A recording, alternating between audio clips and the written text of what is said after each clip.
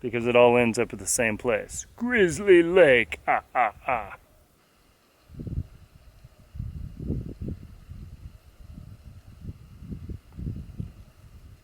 The hike to Grizzly Lake is pretty interesting because there actually is a potential more direct route when you look on the map, but it goes through private property, so you gotta go the longer way, but that's okay.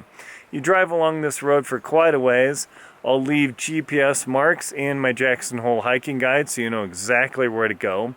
But as you're driving along, you'll see this kiosk here, and I'll show you a video clip what it looks like when you're coming up on it.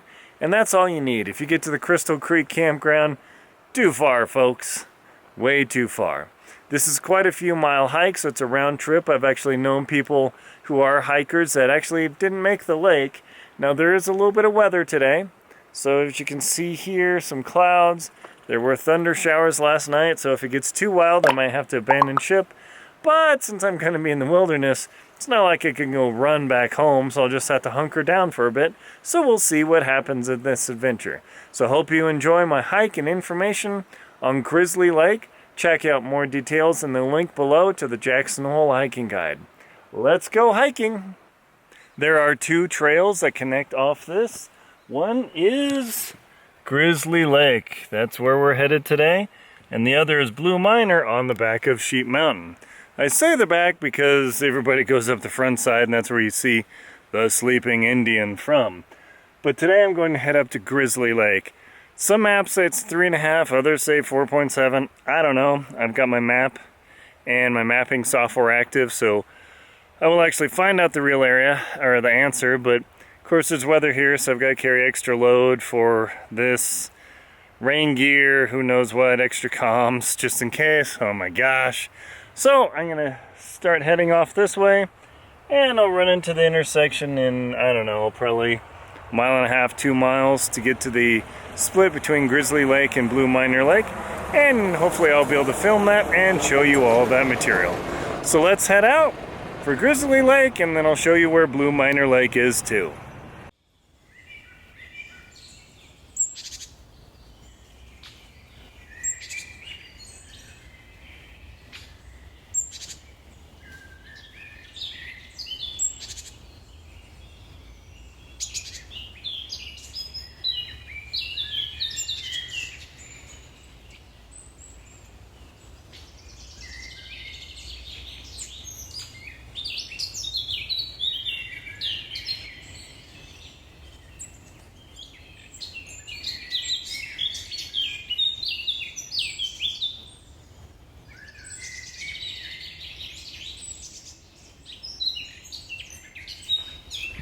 Some sort of unknown junction. I don't know where this goes, but this trail and trailhead splits back there 15 minutes.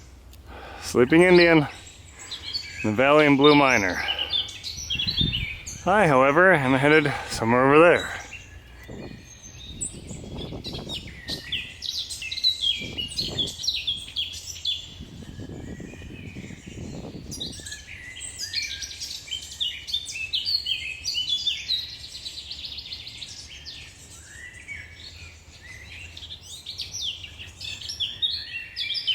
This is the second creek crossing, but it does not have a bridge, so you gotta make your way on your own. You could cross the logs, just walk through, whatever you want to do.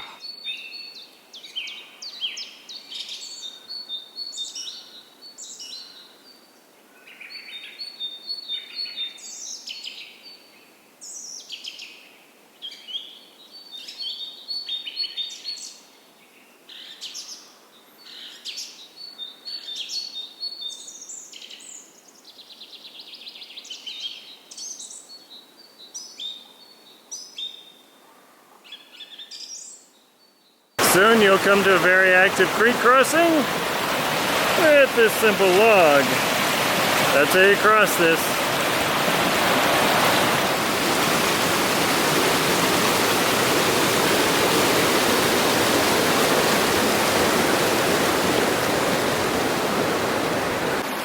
And another branch of Blue Miner Creek. You just gotta make one step. There you go.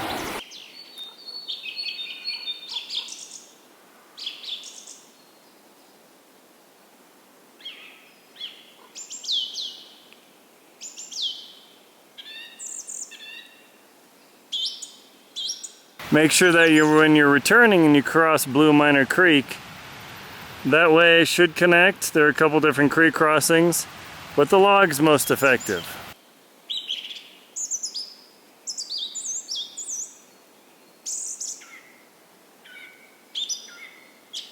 The first hour of this hike is pretty nice. It's definitely got some up and down steep hills and some interesting variety of terrain, a few creek crossings, but nothing too terrible, nothing you have to take your boots off for, which is really nice. So you do have water access, but for the first hour, you don't want to have to be filling up your water jugs. As you can see, I'm sweating up a bit of a storm. It's pretty warm, a little muggy today, which is surprising for the Rocky Mountains. But thus far, it's a beautiful experience, just like when you go into Blue Miner Lake. Excuse me, this hike is a really nice variety. A little bit different than the Tetons, but a huge advantage is as you're marching forward is over there.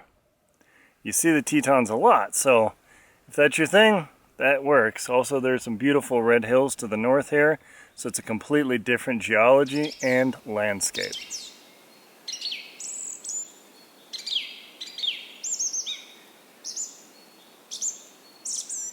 Depending on how fast you hike, in about an hour you'll make the junction between Blue Miner Lake and Grizzly Lake.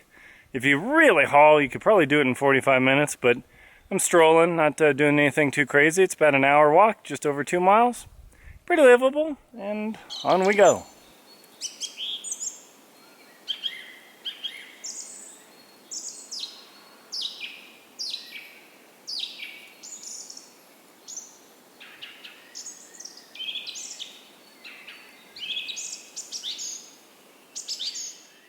When you come to this junction, you'll see that the trail disappears and it heads off this way, but it does fade into the sage, so we got a problem. At this point along the trail, you're going to run into a little confusion because you'll notice the trail just disappears into the grass. There may or may not be this arrow with a rock at the head that tells you the trail is actually to the left. That's why somebody has placed this log over here, because the idea of the trail is supposed to go over there and reconnect with where it is. I'm going to leave this area marked so you know in the book a GPS mark saying, hey, watch out because you can end up over there in the weeds and that is not the place to go. So instead you go over here, and this is maybe 150 yards past that real nice new wooden bridge.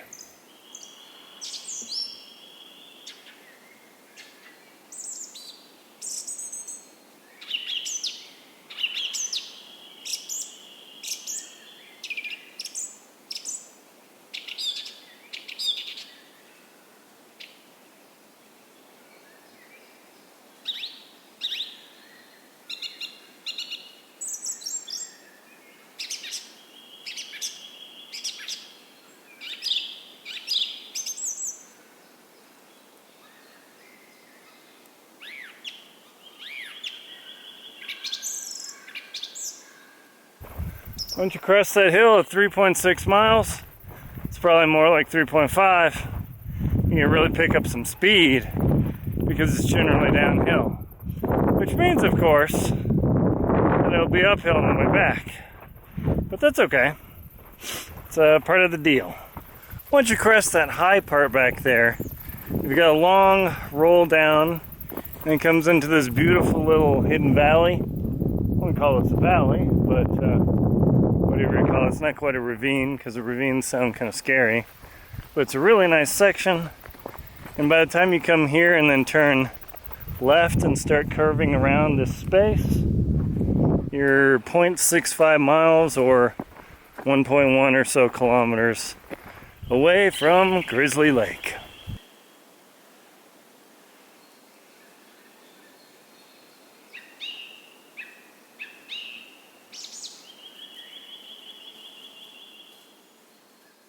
At about 4.2, 4.3 miles, you will come to this unmarked junction. You can see it splits, but just a very short distance, maybe 150 feet or less, it reconnects with itself, so don't worry. In this section, this flat area, you choose left, you choose right. There's no path least taken because it all ends up at the same place. Grizzly Lake, ah, ah, ah.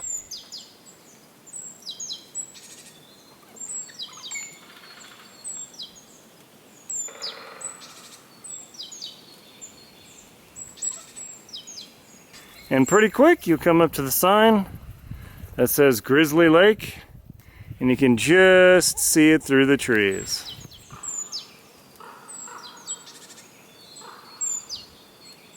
Do note that where the trail goes through and you see the Grizzly Lake sign, you'll go down to the lake and you'll see, oh, this is great. But you look to your right and about 170 feet away, maybe 50 meters or so, is a much nicer area to sit and camp. So that means when you're leaving the area, you need to come about the same distance to pick up the trail. Otherwise, you get suckered into walking up that draw over there and it doesn't take you onto the trail. So make sure that you come back and catch the trail before you start heading out.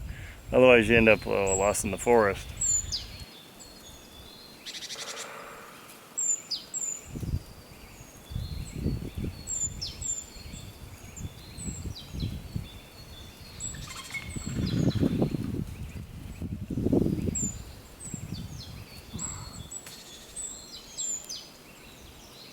And after about a 2-hour hike, several miles into the backcountry, Grizzly Lake appears before you. One of the interesting things about this lake is because the trees are right there, they actually block the view until you're literally within 50 yards, maybe 50 meters of the place. It's pretty crazy.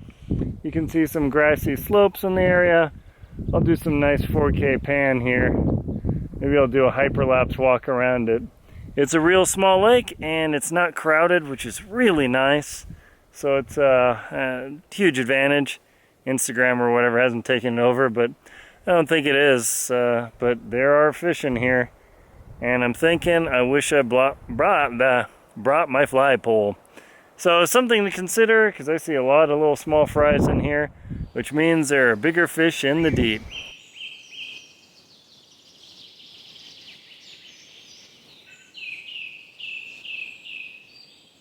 Grizzly Lake, what a beautiful location. Fish jumping, a light breeze, or maybe a little bit stronger breeze, doing a little time lapse. It's really a spectacular location. It's only a couple hour hike to get here, depending on how fast you hike.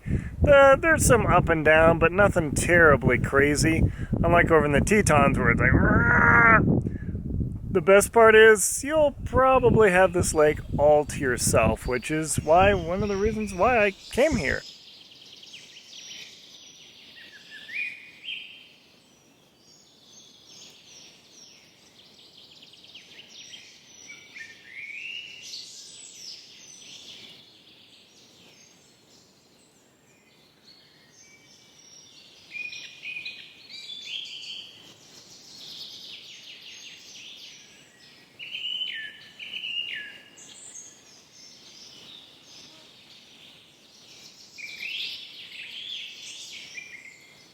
Sure enough, Grizzly Lake is spring fed. The spring starts here, dribbles out. Whoa, it's pretty wet there.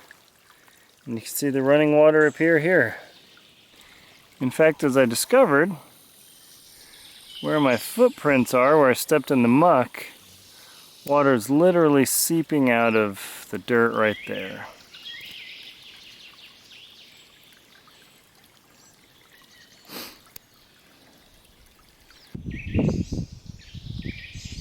Hope you've enjoyed this hike to Grizzly Lake over in the Gros Ventre Wilderness here. Spectacular. Enjoy the hyperlapse of the entire trail. It is a great experience. Also check out the Jackson Hole Hiking Guide, where you get GPS coordinates and other data to make sure it's easier for you to hike this lake and that you have all the right info and hopefully not to get lost. My name is Linsdau. I'm a polar explorer and professional adventurer, and the author of the Jackson Hole Hiking Guide. Please like and comment on the video, and if you found it useful and beautiful and totally exciting, please subscribe to the channel. Thank you very much for watching, and enjoy your hiking.